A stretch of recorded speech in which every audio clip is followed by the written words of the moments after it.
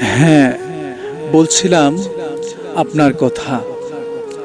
আমরা তো আসলে জানি যে আমাদের উপরে নামাজকে আমাদের রব, যিনি আমাদেরকে সৃষ্টি করেছেন, আমাদের উপর ফরজ করেছেন।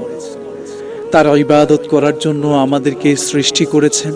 আমরা কে না জানি, প্রত্যেক মুসলমান আমরা সেটা জানি। কিন্তু বড় আশ্চর্যের বিষয় যে আমরা নামাজে মনোযোগী না। অথচ নবীজি সাল্লাল্লাহু আলাইহি ওয়াসাল্লাম আমাদেরকে বলেছেন যে নামাজ হচ্ছে বেহেশতের চাবি, মিফতাহুল জান্নাতিস সালাহ। আমরা বেহেশতে যাওয়ার জন্য যে চাবিটা, তালাটা খোলার জন্য যে চাবিটা প্রয়োজন, সে চাবিটা আমাদের জোগাড় হয়ে যাবে নামাজ আদায় করলে। তাও আমরা নামাজে আসি না।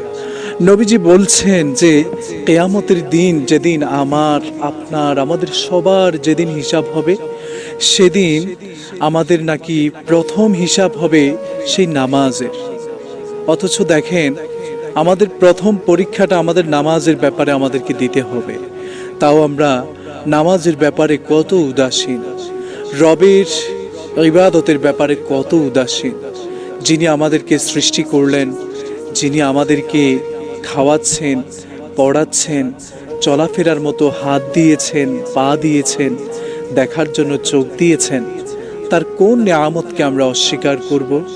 আসুন না আমরা রবের ইবাদত করি। আসুন না নিজের বিবেককে একটু প্রশ্ন করি। আসুন না নিজের বিবেককে একটু জাগ্রত করি।